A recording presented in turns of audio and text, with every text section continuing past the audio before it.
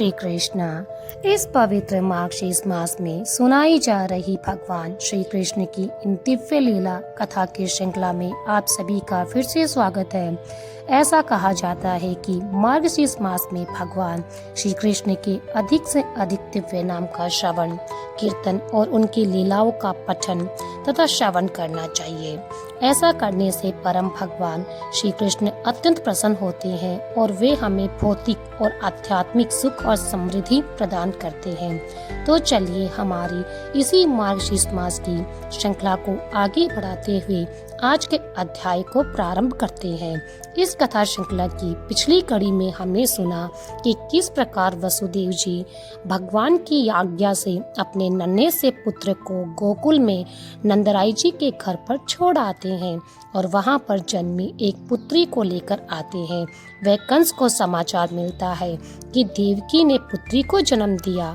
वो तुरंत क्रोध और भय के मारे कारागार आ जाता है। जैसे ही वह उस बालिका को मारने का प्रयास करता है, वैसे ही एक आकाशवाणी होती है जो कंस को बताती है कि उसे मारने वाला काल कहीं और जन्म ले चुका है। ये सुनकर कंस की चिंता और भय बढ़ जाते हैं। अब सुनते हैं आगे की कथा। देवर्षि नारद मुनि ने पूछा, हे भगवान, गोकुल में यशोदा भवन के अंदर श्री कृष्ण को रखने के बाद जब वसुदेव जी अपने गृह को प्रस्थान कर गए, तब नंदराय जी ने किस प्रकार पुत्र का उत्सव मनाया? भगवान श्री हरि ने वहाँ रहकर क्या क्या किया? वे कितने वर्षों तक वहाँ पर रहे? कृपया आप मुझे सभी बाल क्रीड़ा का वर्णन करें। किस प्रकार उन्होंने राधा रानी को देवी प्रतिज्ञा का पालन किया? हे प्रभु, उस समय वृंदावन कैसा था? उसका रास मंडल कैसा था? महाराज नंद ने कौन सी तपस्या की थी? यशोदा और रोहिणी ने कौन सा व्रत किया था? और भगवान से पहले भगवान बलराम जी का जन्म कैसे हुआ? भगवान श्री कृष्ण का ये सुंदर व्याख्यान अमृत के समान है और विशेषक कवि के मुख से श्री हरिचरित्रम काव्य पद पर नूतन ही लगता है। ऐसे में आप मुझे भगवान श्री हरि की संपूर्ण लीलाओं का वर्णन करें। नारद मुनि की जिज्ञासा को सुनकर ऋषि नारायण ने कहा, हे नारद ब्रह्मा, शिव, गणेश, कुर्म धर्म में नर और कार्तिकेय ये 9 श्री कृष्ण के अंश हैं और उन गोलोकनाथ की महिमा का वर्णन आखिर कौन कर सकता है, जिन्हें स्वयं हम जानते भी नहीं और ना ही वेद जानते हैं। फिर दूसरे विद्वान की तो बात ही क्या करना। शुक्र, वामन, कल्कि, बुद्ध, कपिल और मत्स्य ये भी श्री कृष्ण के ही अंश हैं तथा अन्य कितने ही ऐसे अवतार हैं जो भगवान श्री कृष्ण की एक कला मात्र है। नरसिंह, राम और श्वेत दीप के स्वामी विराट भगवान विष्णु वे स्वयं भी पूर्ण अंश से संपन्न हैं, लेकिन श्री कृष्ण परिपूर्णतम श्रेष्ठ परमात्मा है। वे स्वयं ही वैकुंठ और गोकुल में निवास करते हैं। वैकुंठ में वे कमलाकांत कहे गए, रूप भेद में चतुर्भुज धारी, गोलोक और गोकुल में वे द्विज भुज धारण करके स्वयं श्री राधा कांत श्री कृष्ण कहलाते हैं। भक्त पुरुष इन्हीं भगवान के तेजों में चरणाविंद का संदेह चिंतन करते हैं। ए ब्राह्मण सुनो, अब मैं आपसे यशोदा, नंद और रोहिणी के तप का वर्णन कर रहा हूँ, जिसके कारण उन्होंने भगवान श्री हरि का सुंदर मुख कमल देखा था। वसु से श्रेष्ठ तपोधन द्रोण नंद नाम से इस धरातल पर अवतरित हुए। उनकी पत्नी जो कि अत्यंत तपस्विनी और पतिव्रता थी, वह धरा थी। वे ही सती साध्वी यशोदा हुई। सर्पों को जन्म देने वाली नाग माता कद्रु ही रोहिणी बनकर भूतल पर प्रकट हुई। उनके जन्म और चरित्र का मैं अब आपको वर्णन सुनाता हूँ। एक समय की बात है, पवित्र भारतवर्ष में गौतम ऋषि के आश्रम के समीप गंधमादन पर्वत पर धरा और द्रोण ने तपस्या प्रारंभ की। उनकी तपस्या का उद्देश्य एक ही था, भगवान श्री कृष्ण का दर्शन। सुप्रभा के निर्जन तट पर 10,000 वर्षों तक वे वसु दंपति तपस्या में लीन रहे, लेकिन उन्हें भगवान के दर्शन नहीं हुए। उसके बाद उन दोनों ने वैराग्य पूर्वक अग्निकुंड का निर्माण किया और उसमें प्रवेश करने के लिए तैयार हो गए। जब भगवान ने इस प्रकार उन दोनों को मरने के लिए तैयार देखा, उसी समय एक आकाशवाणी हुई। उस आकाशवाणी ने कहा, हे वसुश्रेष्ठ, तुम दोनों दूसरे जन्म में इस भूतल पर अवतरित हो जाओ। गोकुल में अपने स्वयं के पुत्र के रूप में तुम भगवान श्री हरि के दर्शन कर पाओगे। बड़े बड़े योगी और ध्यानियों को भी उनका दर्शन सुलभ नहीं होता। बड़े बड़े विद्वानों के लिए भी ध्यान के द्वारा उन्हें वश में करना असंभव है, लेकिन फिर भी वे श्री हरि आप दोनों पर कृपा करके आपके पुत्र के रूप में अवतरित होंगे। इस प्रकार देवी आकाशवाणी को सुनने के बाद धरा और सुखपूर्वक अपने अपने आश्रम चले गए। भारतवर्ष में उन्होंने जन्म लिया और फिर उन्हीं के घर में भगवान श्री का आगमन हुआ। यही था यशोदा और नंद महाराज का पूर्व जन्म वृत्तांत। अब आपको अपनी रोहिणी का चरित्र सुनिए। एक समय देव माता अदिति ने ऋतुमती होने पर समस्त श्रृंगार से सुसज्जित होकर अपने पति ऋषि कश्यप से मिलने का प्रयास किया। उस समय कश्यप ऋषि अपनी दूसरी पत्नी सर्प माता कद्रु के पास थे। ऋषि कश्यप के आने में विलंब हुआ, इसलिए अदिति को अत्यंत क्षोभ हुआ। उन्होंने कद्रु को श्राप दे दिया, वे स्वर्ग लोक में त्याग कर मानव की योनि को प्राप्त करें। और ये सुनकर कद्रु ने भी अदिति को श्राप दिया कि वह जरायुक्त होकर मृत्यु लोक में मानव की योनि प्राप्त करे। इस प्रकार दोनों ही शापग्रस्त हो गए। उस समय ऋषि कश्यप ने कद्रु को साथ देते हुए समझाया, हे प्रिय, तुम मेरे साथ मृत्यु लोक में जाकर श्री हरि के मुख कमल का दर्शन कर पाओगी। उसके बाद ऋषि कश्यप ने अदिति के घर जाकर उनकी इच्छा पूर्ण की। उसी ऋतु काल में देवराज का जन्म हुआ। उसके बाद अदिति ने देवकी के रूप में और कद्रु ने रोहिणी के रूप में, ऋषि कश्यप ने श्री कृष्ण के पिता वसुदेव जी के रूप में जन्म लिया। हे मुनि, ये सारा गोपनीय रहस्य अब मैं तुमको बता चुका हूँ। अब आप सहस्त्र मस्तक वाले अप्रमेय अनंत भगवान बलदेव जी का जन्म वृतांत सुने। रोहिणी वसुदेव जी की प्रिय पत्नी है। वे वसुदेव जी की आज्ञा से संकर्षण की रक्षा करने के लिए गोकुल में चली गई। कंस से भयभीत होने के कारण उन्हें वहां से निकलना पड़ा। उस समय में योग माया ने श्री कृष्ण की आज्ञा से देवकी के सातवें गर्भ को रोहिणी के उदर में स्थापित कर दिया। उस गर्भ को स्थापित करके वे देवी तत्काल कैलाश पर्वत पर चली गई। कुछ दिनों बाद रोहिणी नंद भवन में श्री कृष्ण के अंश स्वरूप पुत्र को जन्म देती है। उसकी अंग कांति वे स्वर्ण के समान गोर थी। वे बालक साक्षात ईश्वर था।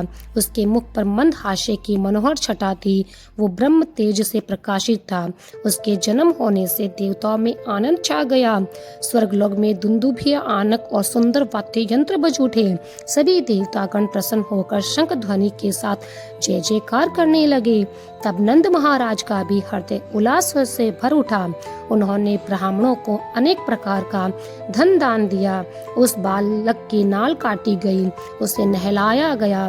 संपूर्ण आभूषणों से विभूषित गोपियां उसकी जय जयकार करने लगी।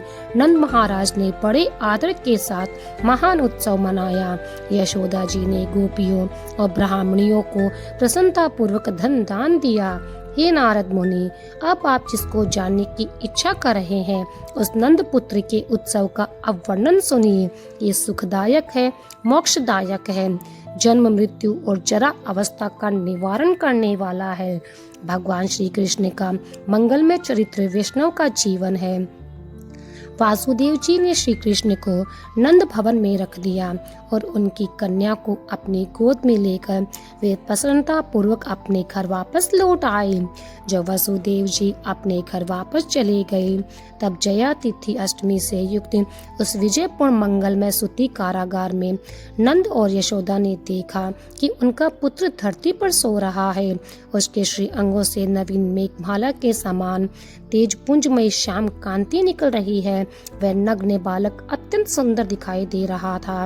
उसकी दृष्टि ग्रह के शिखर भाग की ओर लगी हुई थी। उसका मुख शरदकालीन पूर्ण चंद्रमा जैसा था। दोनों ही नेत्र नील कमल की शोभा को मानो छीन रहे थे। वे कभी रोता कभी हंसने लगता। उसके श्री अंगों के कुछ धूल के कण लगे हुए थे। उसके दोनों हाथ धरती पर टिके हुए थे। उस दिव्य बालक को देखकर पत्नी के साथ महाराज को अत्यंत प्रसन्नता हुई। धाई ने ठंडे जल से बालक को नहलाया, उसकी नाल काट दी। उस समय सभी गोपियां हर्ष से जय जयकार करने लगी। ब्रज की सारी गोपियाएं, बालिकाएं और अतिया भी ब्राह्मण पत्नियों के साथ उस सूतिकागार में आ पहुंची।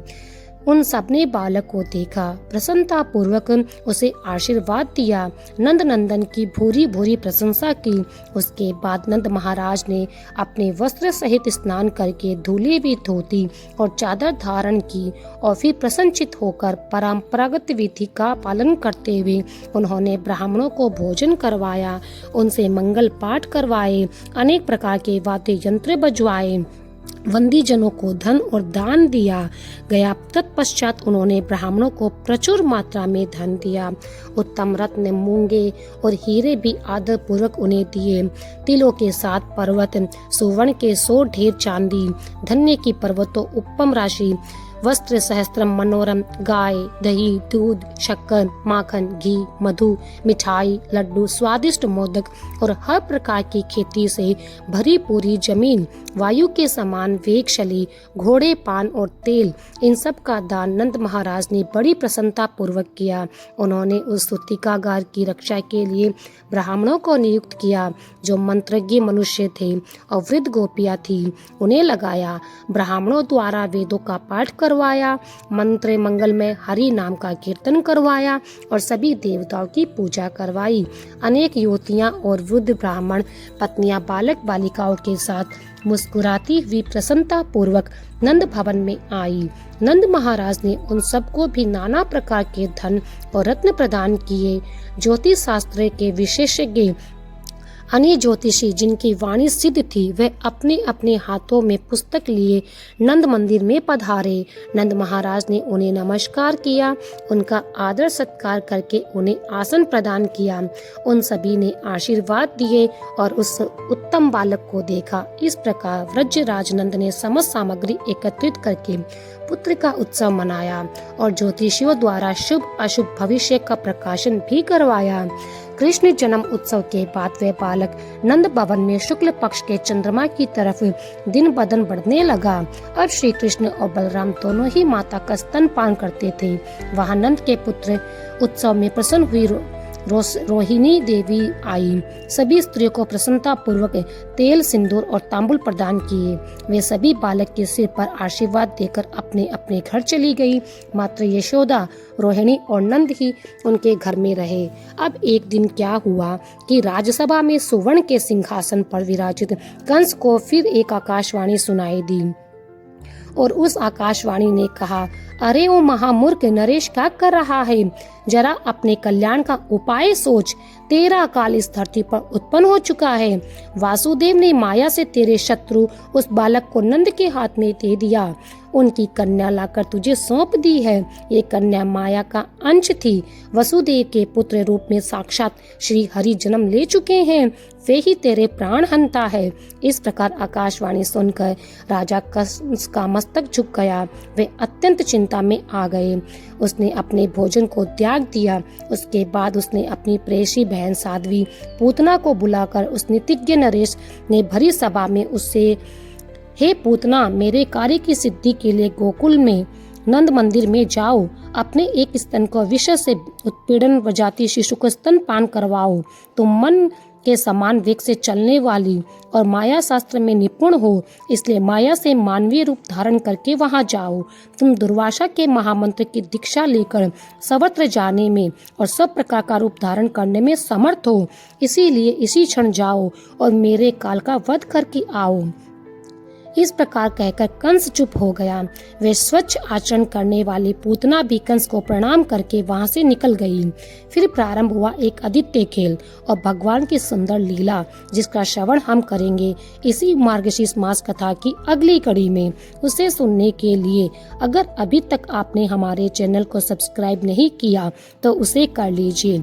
इस पावन मास में भगवान की सुंदर लीलाओं को अपने मित्रों और परिवारजनों को भी शेयर करते रहिए। उनसे भी आग्रह कीजिए कि वह भी इन कथाओं को सुने और इस वीडियो को लाइक करें। ऐसा करने से इस पवित्र मार्गशीर्ष मास में भगवान श्री हरि की कथा सुनने का पुण्य फल उन्हें भी प्राप्त होगा और एक कड़ी बनती चली जाएगी।